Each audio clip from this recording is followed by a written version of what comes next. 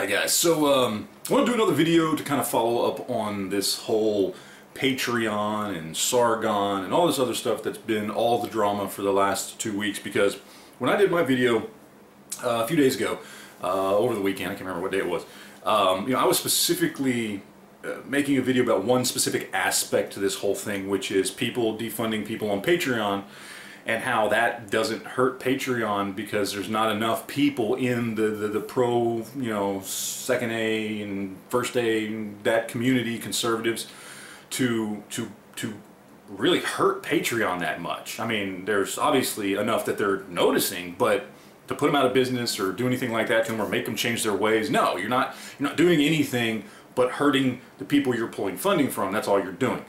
They're a big tech company that's backed by a lot of other big tech companies that you're not going to hurt them. You're not going to put Patreon in the ground, and you're not going to make them change their left-leaning ways. You're just hurting people who are trying to make good conservative or libertarian or pro-free speech or pro-Second Amendment content. That's all you're doing. You're just hurting them. That was kind of the point of that video. But I was challenged in the comment section of that video several times to go in and really dig into what exactly happened, what did Sargon do, and what was the exact response, and all this kind of stuff. And while it didn't matter to the point I was making in that video, I decided I was going to go ahead and check it out, because I don't listen to Sargon or watch his videos or anything like that. I've heard of him, but I don't know him at all. So I decided to check into it, and the first thing I did was check his video where he was talking about what Patreon did to him, and then of course he links into where he said what he said and why he said it. And as far as that situation goes, I agree with the point he was trying to make. I agree with everything he was saying in that little spiel that he did, and I don't think what he said should have gotten him kicked off of Patreon. But of course, as you guys know, I am very big into the idea that you should have freedom of speech on the internet via these platforms. Absolute freedom of speech, because these are platforms. They are not publishers. They are not content creators. YouTube and Google and Apple and Facebook, okay, they're not the Huffington Post who can decide what they publish or what gets published on their website. They are legally protected under United States law from liabilities concerned with being publishers, with being content creators. As long as they are unbiased, they are considered platforms only, and they enjoy protections which they themselves lobbied for. People like Tim Cook and Jeff Bezos and Larry Page and the guy that runs Patreon and all that kind of stuff. These people, these tech companies, went to Congress and lobbied for laws that would protect them against liability, and they promised to be unbiased. So I personally, regardless of what you think Sargon did or said, which I don't have a problem with what he did, a little bit with what he said, but not with what he was meaning behind what he said. I don't think, regardless of what he did, and regardless of how you feel about it, he shouldn't have gotten kicked off, because there should be free speech on the internet. These tech companies promised to be unbiased, period. So that's how I feel about that. Well, as far as what he said, I think he just stepped in it. I think he was on a roll, he was on a rant, and I know what he meant, and he was trying to call out the alt-right, which, good for you, dude, because they're a bunch of racist assholes. And he tried to use their word against them. He got caught up in something, and it was screwed up. I certainly would never find myself in that situation. I would not ever say that word publicly. I have used that word in the past when having discussions about that word personally with individuals on an individual basis, not via the internet. And I think that's fine if you're using it just to discuss the nature of the word, or that somebody used the word or whatever, and you're not using it as an insult against somebody. You can have those discussions. It is just a word after all. But I also know the way of the world, and I would never use that word in any sort of public social media or otherwise outlet. I just wouldn't. And I think it's stupid for people that do that, but that's just my personal opinion on it. Now, I started doing more and more research into all this stuff, and some of this stuff you guys may already know. That's fine. There's lots of people doing videos on this. After looking at some of the videos that Sargon did on this, I ran across a guy named Matt Christensen. A lot of you may know who he is. Apparently, he's got a whole lot of subs. I had never heard of him before this. Actually, that's not true. I do remember when I first clicked on his video about this particular situation that he looked familiar, and I remembered watching a video of his in the past. I just couldn't remember what it was about, but I had stumbled across at least one of his videos once before, and what stood out to me is he's very he's very soft-spoken and monotone. And I just remember it was kind of odd because he was giving very, very good information. And obviously, a lot of people like the information he puts out because he has got a lot of subs and a lot of views. But I remember it was a little bit off-putting to me. And that the way he was speaking, he doesn't use hand gestures and stuff. He's just very kind of soft-spoken and monotone. So I knew I had watched him before for some video. I just don't remember what it was. But I ran across his video. And of course, if you've seen his video, you know that he had a conversation with Jacqueline Hart, I believe, who was one of the big wigs at Patreon. And he had that call transcribed because he was told not to record it, but he was told, but he went ahead and transcribed it to technically meet their rules for having that conversation. And I was going through the transcription, and there's some pieces of the transcription that I pulled out that I want to read to you guys because I think it paints a really, really interesting picture. Through most of the conversation, she uses a lot of ums and wells and well, I mean, I'm trying to say this and this is what I mean, and she seems very unclear on her message. She talks about, yeah, we're for free speech, but we can't be for free speech 100%, and I personally am for free speech, but things this and that and whatever else. And she goes into talking about Sargon and talking about Milo and talking about Lauren Southern and how, well, it's on a case-by-case basis, an individual basis, which I don't actually have a problem with if they're doing it the correct way. This is kind of what I advocate for in the judicial system, as a matter of fact. I think the whole idea of 3 strikes you're out is ridiculous because some people need to be looked at on a case-by-case basis. And they would go, well, you know what, we understand this situation needs to be treated a little bit differently because this person didn't do something blatantly wrong.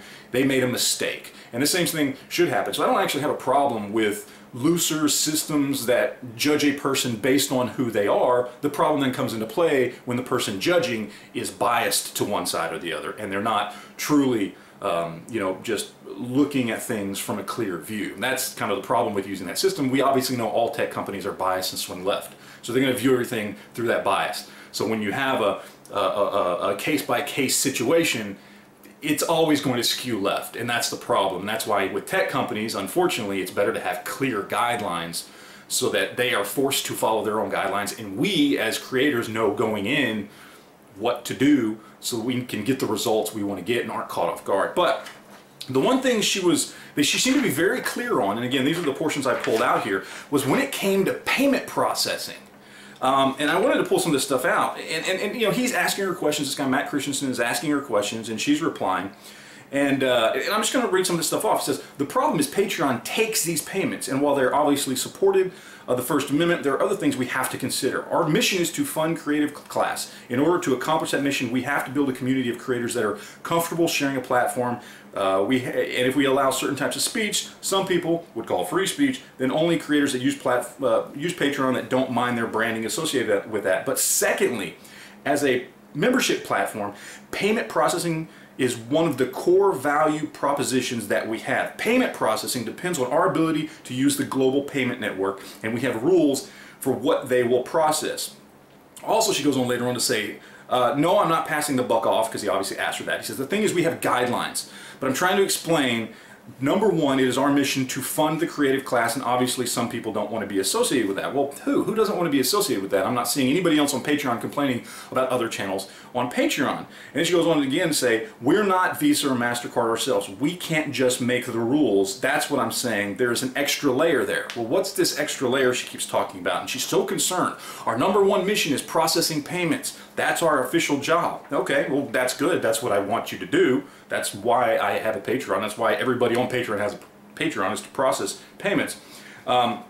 And then she goes on to say, what I'm trying to say is we want to fund the most creators we possibly can, and we believe in free speech, and there are different perspectives on what is free speech. Well, no, there's not. Free speech is free speech. It's that you can say anything, even hateful things, and you are protected. That's what free speech is. In fact, the argument is, and I think it's a truthful argument, that the speech that makes other people uncomfortable, the speech that can come off as hateful, is the most important speech to protect, because that is the speech that really comes from somebody's soul, where they can air their grievances. Right or wrong, that is the most important speech to protect. Anyway, let's go back on here. Then she goes on to say, well, this goes back to what I was saying about that we are a payment processor, and that is one of our core value propositions that we have. This is that payment processing depends on our ability to use payment networks, and we have to abide by those rules. So now she's getting to the core of this. We have to abide by the rules set by us with these payment networks. And then at the end he says, well, has there ever been a case in which a payment processor has come to Patreon and you guys are enabled and said, you guys are enabling too much hate speech, we're going to cut you off? Is there a reason you have to bend the knee to these payment processors? Have they made you bend the knee before? And she stutters and goes, I'm not going to get into that discussion about our payment partners specifically. What this tells me, okay, understanding, again, I did a little Google foo and found out that she actually used to work for PayPal, one of the two big companies that support Patreon. Without PayPal, and the other one I can't remember the name of, without those two big other tech companies who are both bigger than Patreon, Patreon wouldn't exist. She used to work for PayPal.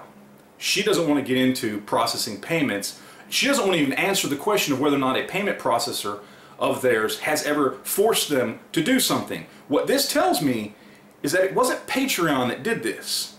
It was probably PayPal. Maybe the other company whose name again escapes me at the moment. They make little cards for like employees and stuff, and anyway, whatever. They're two big, huge payment processing companies.